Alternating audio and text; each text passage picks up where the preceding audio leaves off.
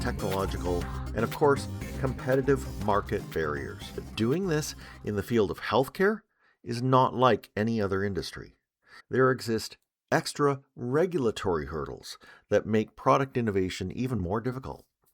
Before every medical device is introduced, they must find academics who will research them and publish articles that are heavily scrutinized by peers. Then they have to endure clinical screening before receiving government approval, which applies tight restrictions on what you can say about the product and how it is used. After they enter most markets, the products must be coded so insurers will reimburse patients who use them. So if you have a health or medical technology product, how can you possibly market it when you face all these limits? Hey, Glenn here. Welcome to Funnel Reboot, the podcast for data-based marketers. And for the first time here, the mic will be in somebody else's hands.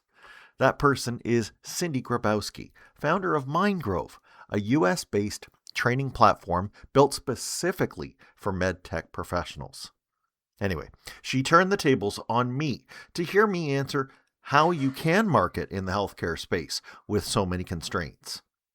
As I present my points on healthcare marketing, I want you to listen for tips on building your digital assets throughout your product's lifecycle, setting up campaigns on digital channels without breaching patient privacy, engaging your patient population to create your content for you, and getting buy-in from decision makers on upgrades to marketing programs. Give this unique talk I have with Cindy a listen.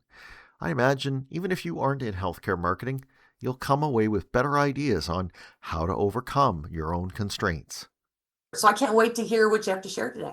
Neither can I, and I'm really excited. Yes, as Cindy introduced me, my name is Glenn Schmaltzley, and I do a variety of things, but what I am truly passionate about is helping people who are on their journey as marketers learn how to master the more difficult, the more nuanced industries in which one can market. And healthcare is probably at the top of the list on that scale. But I'm going to take you through some things today that I hope you will find that break it down and make it more bite-sized. I'm so happy to say, though, there's none here. I have no affiliation with the products being discussed. I have no affiliation with MindGrove. I'm simply here to share the great things that I've learned from other healthcare marketers.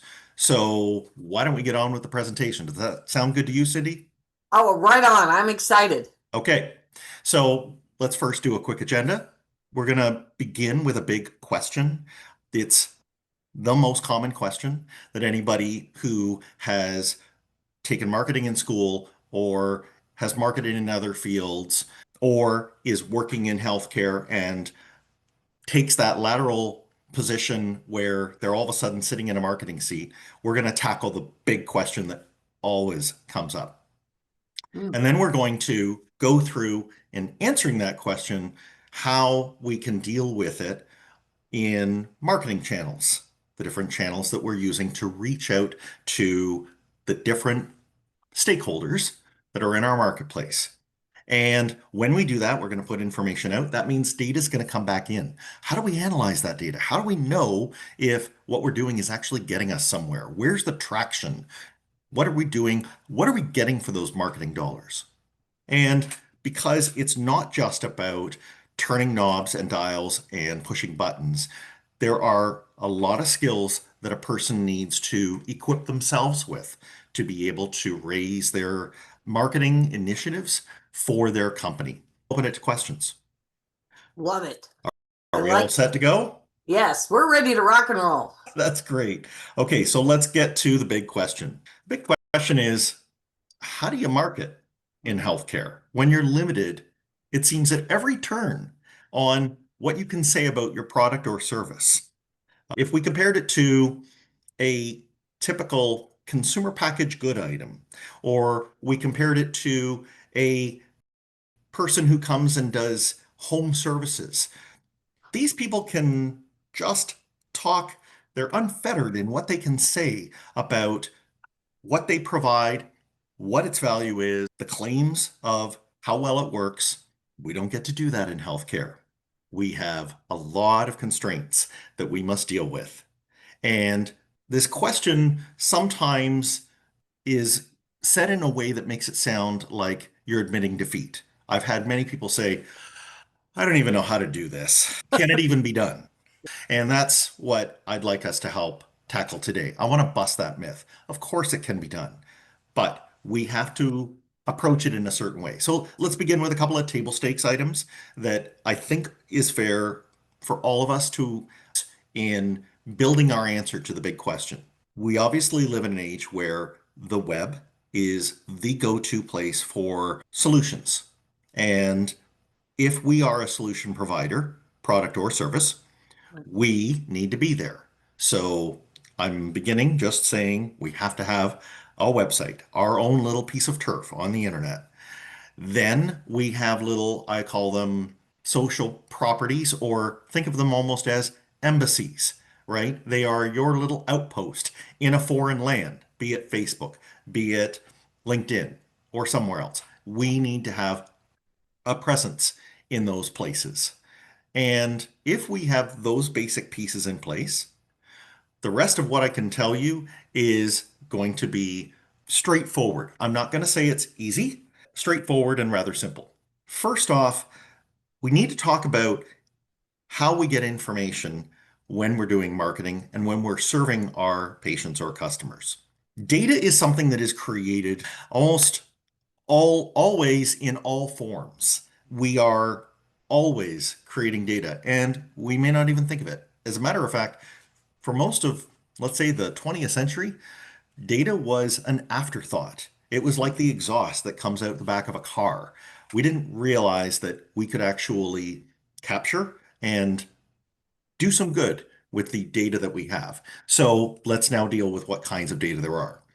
For any of you who've dealt on the internet or you've gone on a website and you have seen those little pop-ups at the beginning that ask you, do you consent to a cookie tracking? You're moving into those different kinds of data. And there's basically first party and third party. Now, first party is just, Cindy, I'm talking to you, you're talking to me. We are sharing data, and that is first party information. If Cindy tells me something about herself, I can use that information. However, if I am going behind the scenes on Facebook or some other social platform and I'm targeting Cindy, and Facebook is telling me information about Cindy's interests or location, things like that, that's third-party information. We must be very careful in a healthcare scenario with that information. So I'm going to encourage us to stick closer to that first-party data. And that is a wonderful advantage for us because if you have patients that are happy with the outcomes, if you are dealing with physicians, right, non-customer facing situations, the physicians or the administrators who are using your productivity tool or med device, and they are telling you that they are happy with it, it's a good idea to maybe ask them afterwards, hey, that was amazing. Can I share this? Can I use this information? Yes. If they say yes, you are more than welcome to use that information. And you have places such as your website and such as those little social properties where you can put it. In the coming slides, we'll talk about things we can do, but we do have to balance the fact that we in this industry must be compliant. And we have sometimes trade-offs where the results that we're going to get from our marketing may not be what they would be in another industry because we have to take those steps for compliance. But I think that's a matter of setting expectations with our investors, with our bosses, sometimes with ourselves. Any questions so far? No, this is great. It's super helpful. It's interesting because I come from a clinical background, so I know how we protect HIPAA. We're leaning into HIPAA very heavily on clinical. It's a great reminder for me that our marketing partners also have constraints around that and capturing data that isn't opted in per se. Got it. Opt-in, you're talking right with the person who's giving you that permission. You're golden. Got it. All right, so I'm going to refer just a few times, maybe to help us all level set on an example of a company that needed to work within the constraints of healthcare marketing. So first, I'm going to speak about a condition just so that we can all relate to it. So esophageal reflux disorder is a very severe condition. People will call it acid reflux, but it's far worse than that. And it will manifest itself in anything from regular heartburn that people complain of to laryngitis, sinusitis, issues throughout their GI, and it can even lead to cardiac issues. So it's a very serious thing. It can immobilize patients. It can really mess up with their quality of life. And what we're going to do as we talk through this is I'm going to point out there are things you can't do. You can't just, for example, walk up to people in a mall with a clipboard and say, "Do you have this condition? Great. Step right here, get into this car, and I'm going to take you to a physician who's going to cure you." That's not Wow. Okay. in a standard, Yeah. let's say you're talking outside of a perfumery or you're talking outside of a mobile phone provider. You can walk up to you in the mall and they can ask you, "Okay, show me what you're currently using. I can beat that. I can do that." You can't have those conversations. This is private Healthcare. patient information. So the company that I will bring up that was trying to solve this problem was tackling the existing way of doing it, which was a very invasive form of internal surgery, which involved incisions and tried to create a new liner within the top of the stomach to give them a fresh set of esophageal tissue with which they could deal with this acid because you can't make the acid go away. The company's name was EndoGastric Solutions. They are still around. I have no affiliation with them, but they came up with a transoral way of doing this. So it's basically inserted through the throat and it does the entire procedure without opening someone up in their abdominal cavity. So it's a pretty good solution. And you can see just over here what the final. Result. So this is a transformative procedure. However, it's complicated, and we have a couple of different parties here. We have a hospital with a physician. We have a patient. We have a reimbursement provider. We have a whole bunch of parties that you, the marketer, if you were working at a med device solution like this, that you have to orchestrate. And Mm. that's something we have to think about because the first thing is, as I said, you can't use a marketing channel of, "I'm going to go show up at the mall with a clipboard."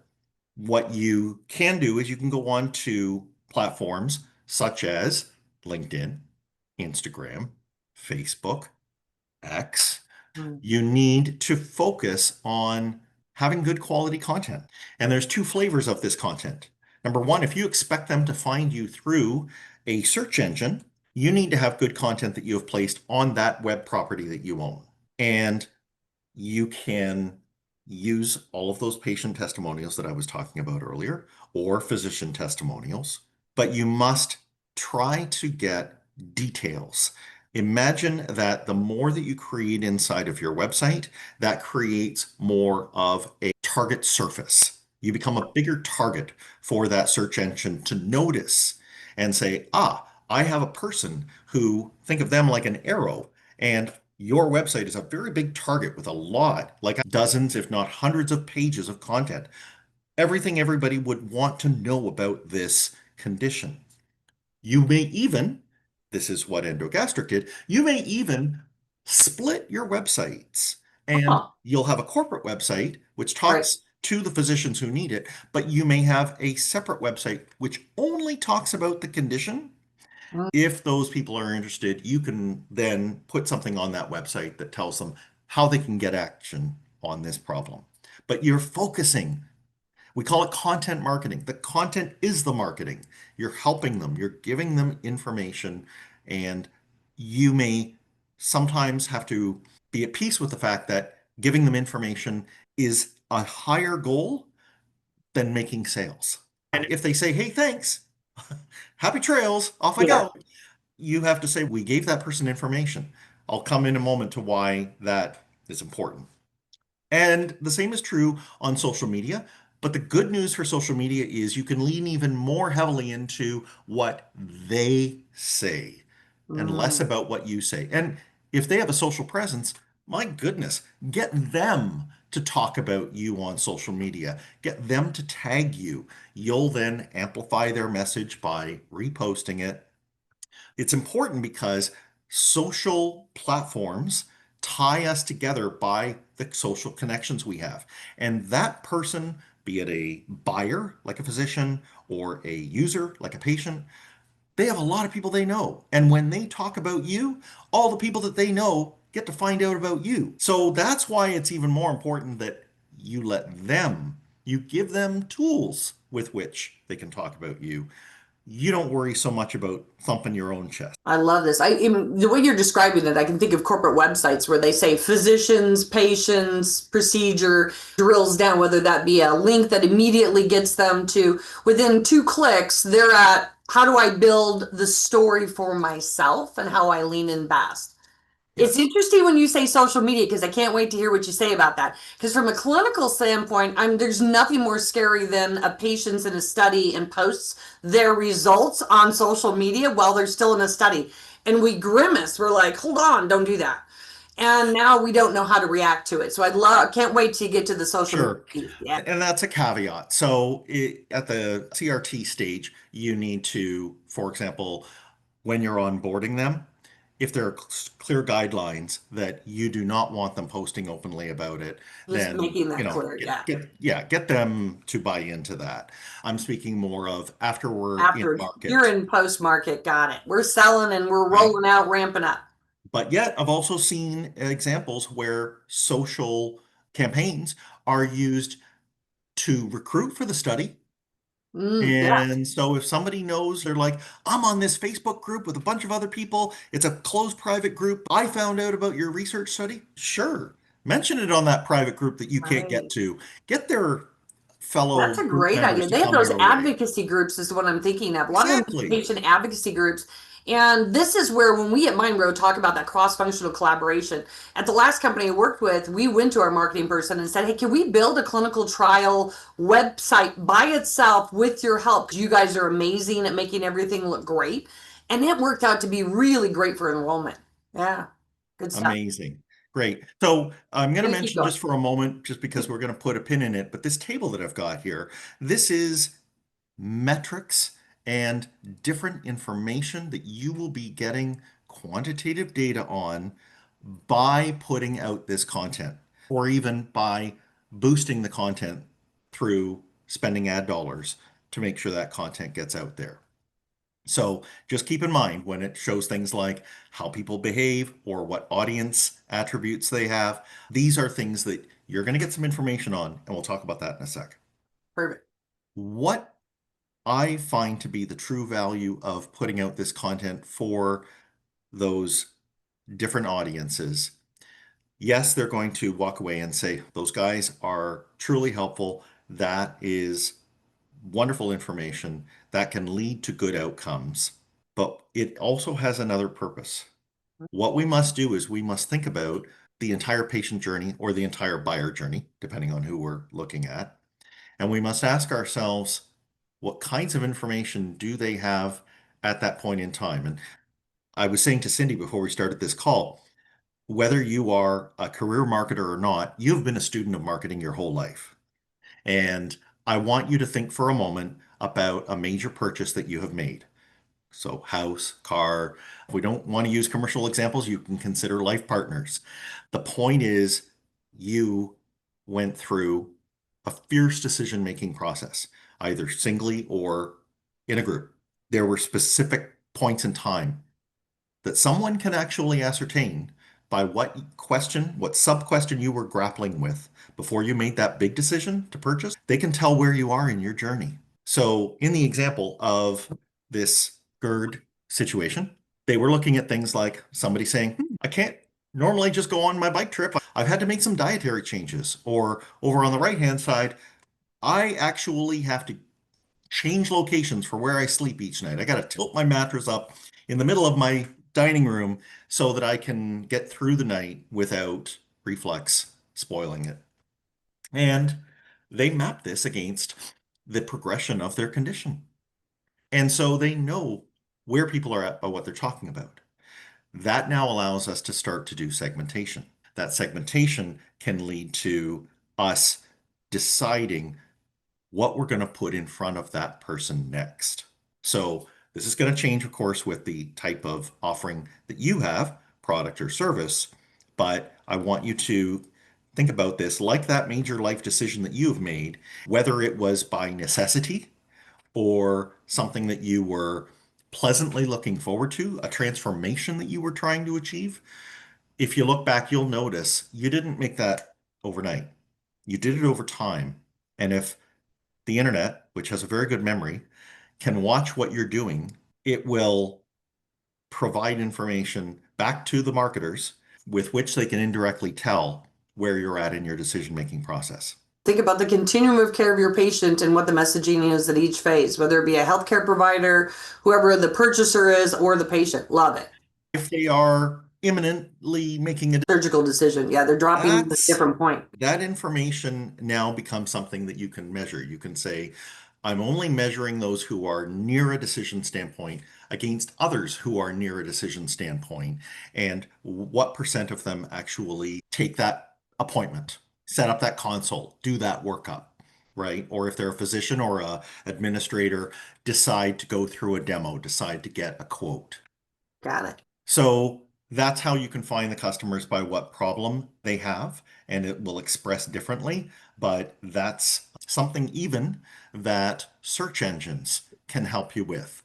Why? Because for the last 2 decades, we have all been conditioned to go to Google and others, but primarily Google, Yeah. to find out what exists for us. My goodness, that is a treasure trove of information right there.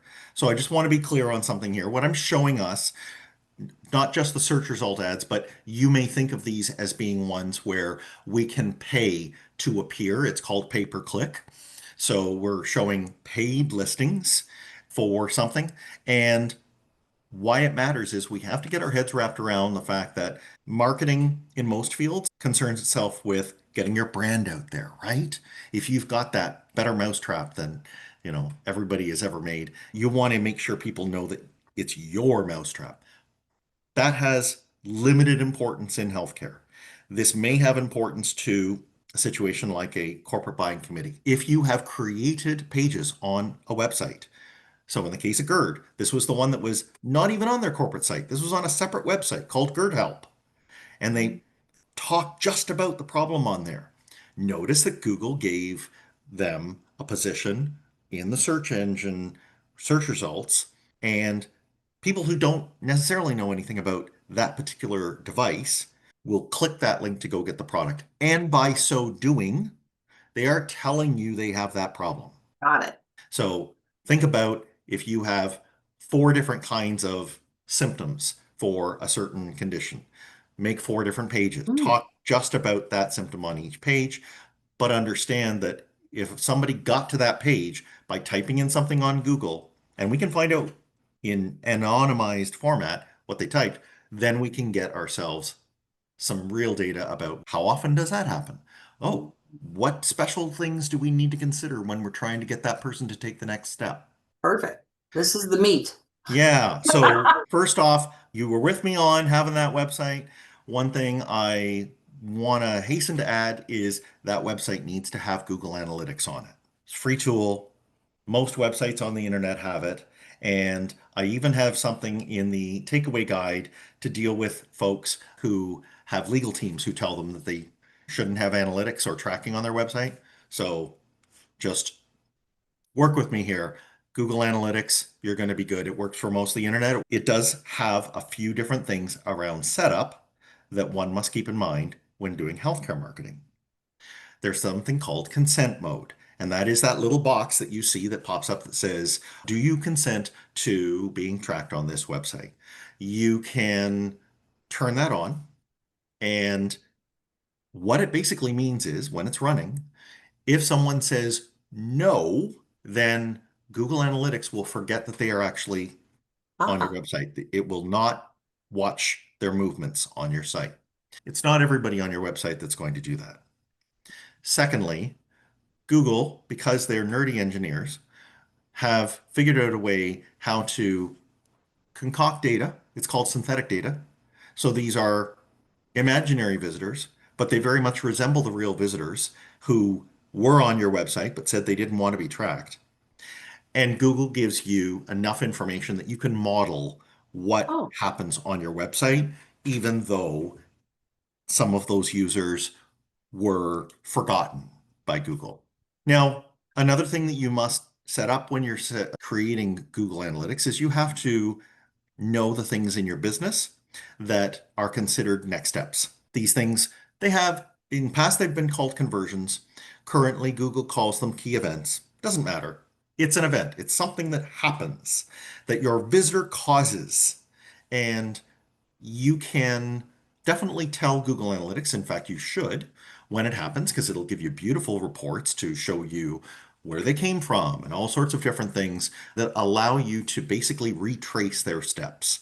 Now, in healthcare marketing, you're probably going to be showing them a form.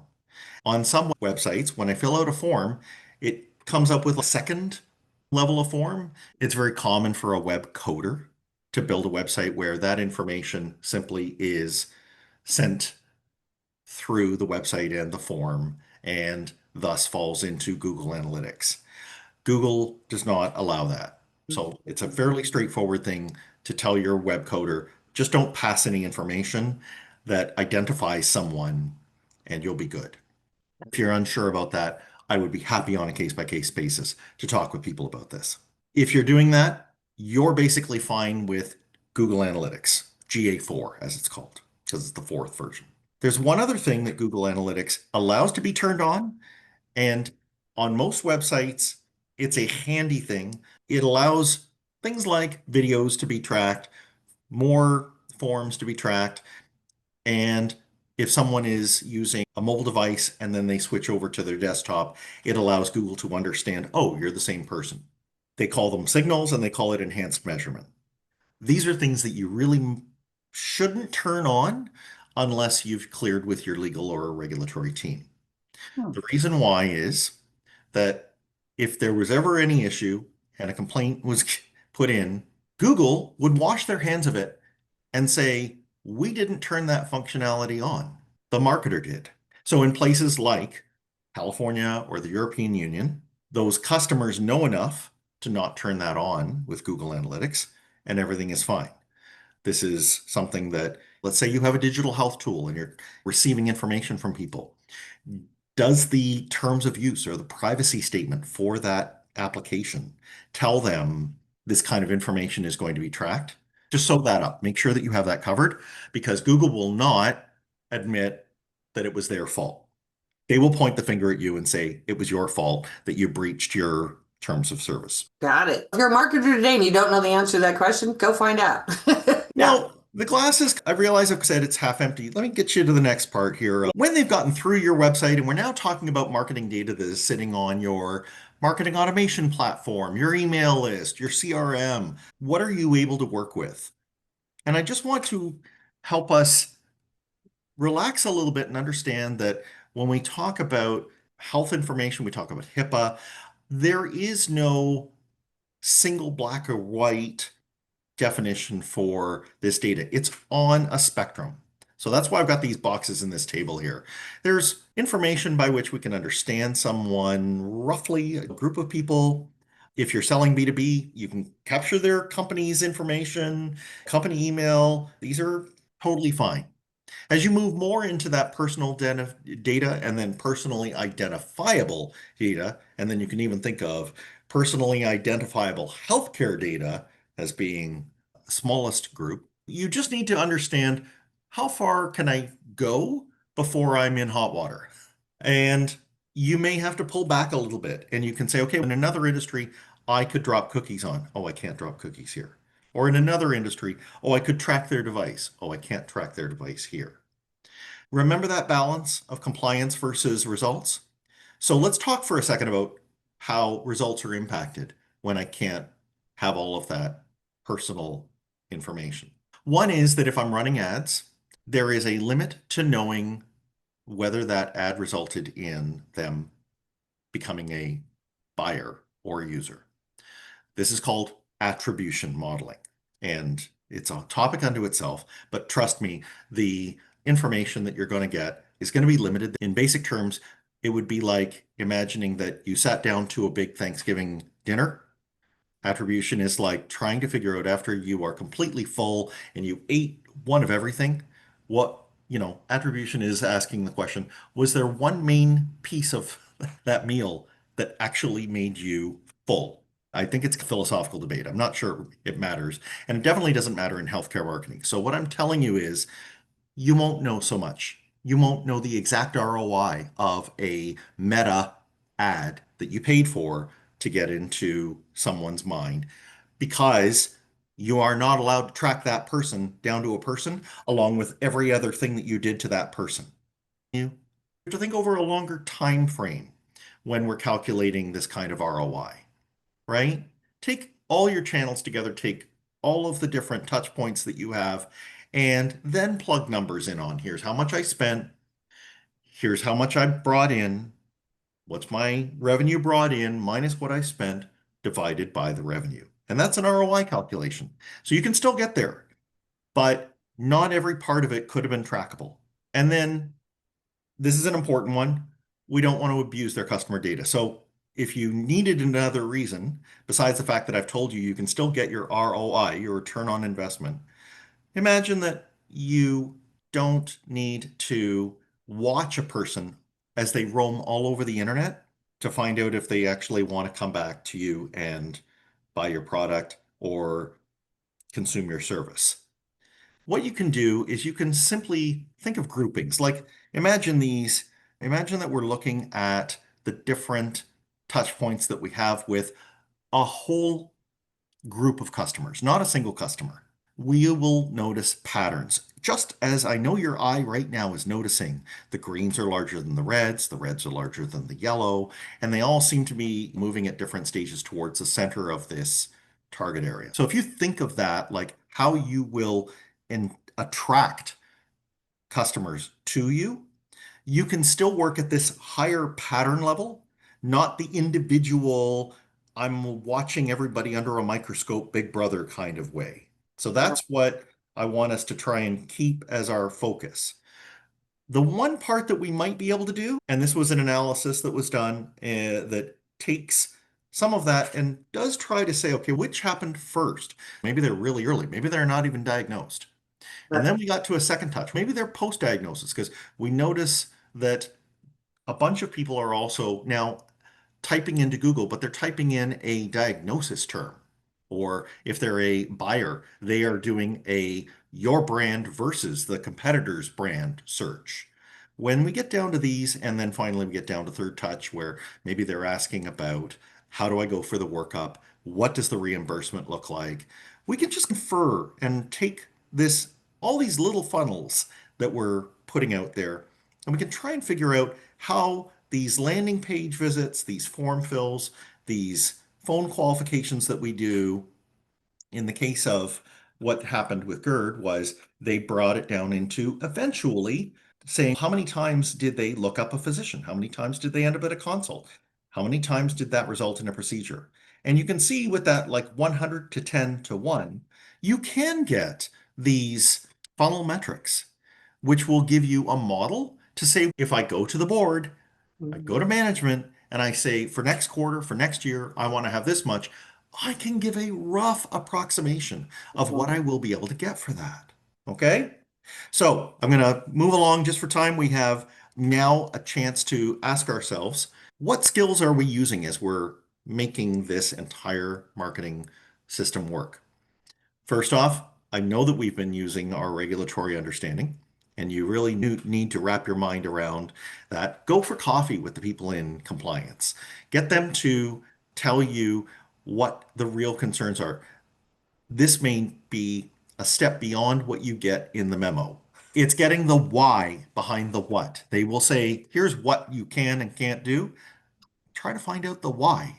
They can't foresee necessarily the kind of marketing campaigns that you're going to do. So you need to understand that that's just a starting point. All marketers, I believe, are storytellers. And so do not lose sight of the fact that you are trying to help your own internal decision makers.